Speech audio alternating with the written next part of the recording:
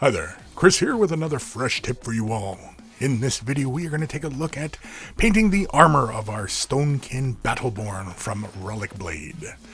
And so in this video we already have the armor already primed up using, I think it was Citadel Grace here actually.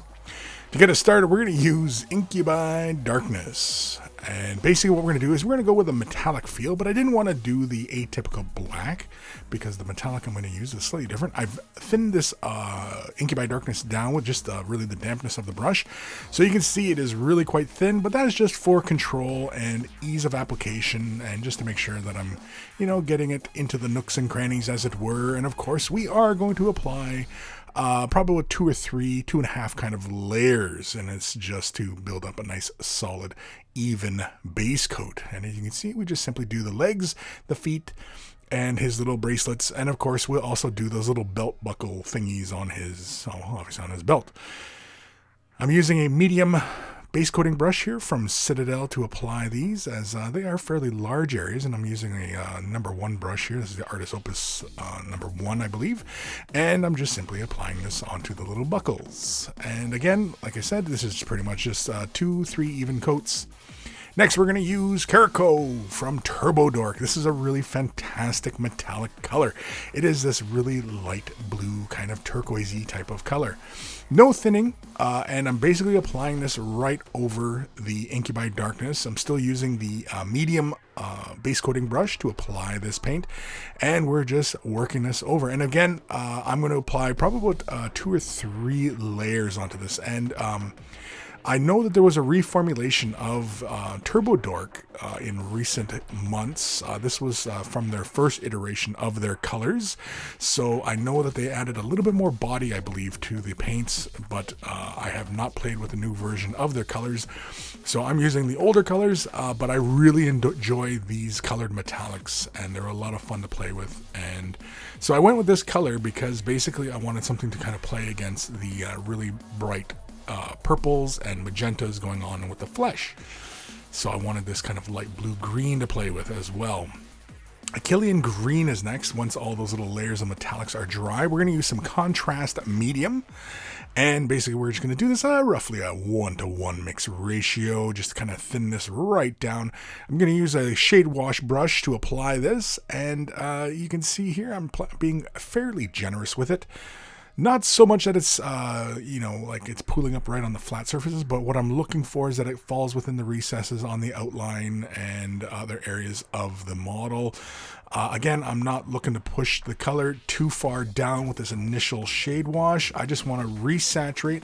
And of course, once I apply this on top of this metallic, man, it just looks fantastic, and it really resaturates the color.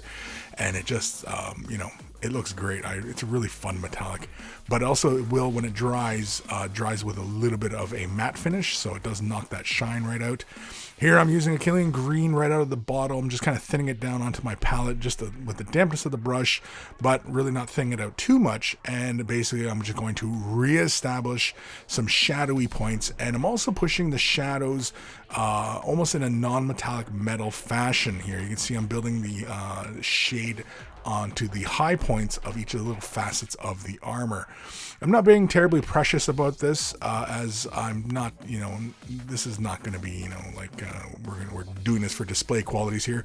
It's just really kind of quick, and as you can see how I'm laying it out, you can pretty much do this with any armor. And then, again, I mean, it's kind of a non-metallic metal, but it is metallic, so again, I've actually become a very big fan of this style of using the metallics and creating these shadowy points, and I just find it just has this really nice look on it because of the luster of the metallics.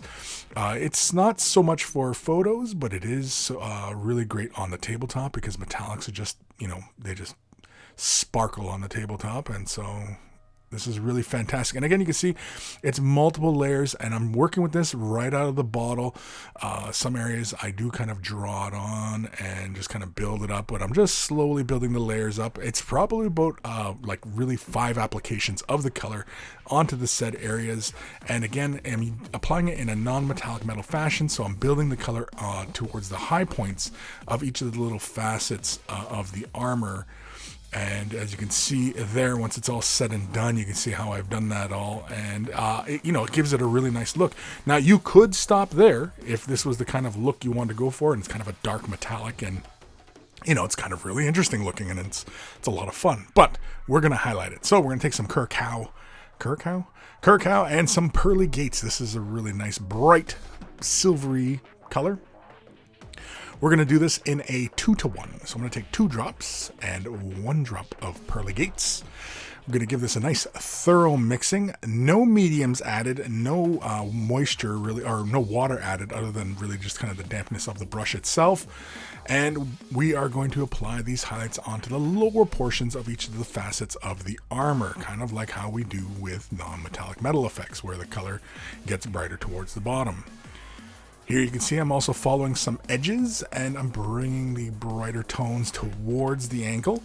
Now again, because of the nature of the paint and how it actually has, it's kind of a thin bodied color because it's designed to go through the airbrush and to be brushed on. So we do have to apply multiple layers, but that is fine because again, because it acts like a glaze, you can actually create a really nice gradient just off this color. And as you'll see, I do probably about 3 applications, I think, on each of the little facets where I apply this color. And kind of like glazing, where I finish my brush stroke off, it gets brighter. So that's the way I kind of apply this metallic. So I apply it in a glazing-like fashion. I'm basically glazing with these metallic colors. And that is just so that I can get a nice bright edge. And, again, this stuff really, really sparkles. Pearly Gates is just a fantastic metallic color, and it's just so bright, and the pigment is really fine. You can see here, like this model is about like ogre sized. If you're familiar with 28mm scale miniatures, once that application is done, you can see there. We're just going to skip ahead a little bit because there is quite a bit of work I'm doing on this armor here, but you can see there it looks pretty decent, right? But we're going to go a little bit further. We're going to add another drop of pearly gates to this mixture, roughly giving us a 1-to-1, maybe even closer to a 1-to-2, 2 pearly gates to 1 Curacao. And again, we're just establishing more highlights, refining our highlight, basically just getting finer and finer, smaller and smaller, and just kind of working towards just the really kind of pointy areas, or just defining a sharp edge line, anything like that. It's just, again, when we're highlighting, we're getting smaller and smaller the finer we go. And again, with some of the brighter edges, it does look really fantastic, especially when you really define that boundary between 2 facets of the armor, and you get that nice bright edge. And with these colors, especially under the lights, oh man, it's just so much fun. These are really fantastic colors, and they're ready to go right out of the bottle, which is really a lot of fun. Next, we're going to use some pearly gates, and all on its lonesome this time. Again, no mediums, no water. You can see the brush is nice and taut. And here we're just simply going to create some fine edges and just really, really small little highlights.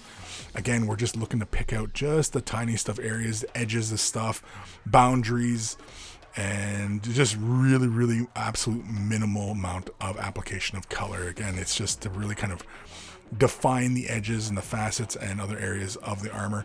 Now, wherever there was like that, where we had applied the contrast paint, you can see it has a bit of a matte finish, and we could actually went in with Curacao, thinned it down with probably an acrylic medium, and applied it on top of that contrast medium, and we would have gotten a bit more of that metallic shine back, but it would have been so smooth and so translucent that it would just preserve that darker tone that we created there. So again, that's something else to consider if you're following along with this kind of tutorial, especially on whatever models you're going to do. But there it is. That is the Stonekin Battleborn from Relicblade. That's his armor. Next, we're going to work on his hair. We got to take care of those hairs. So hopefully you guys have been enjoying this one. We're going to continue on. We're going to finish this model right from beginning to end. And so continue to stay tuned, and hopefully you guys have been enjoying this series so far. Huge thank you to all my patrons. Without their support, these videos would not be possible. And if you're considering Patreon support, click the link in the description below, and it'll take you off to the site. Many tiers to support at, and a huge thank you to everybody who does currently support me. Take care of those brushes, and they will take care of you.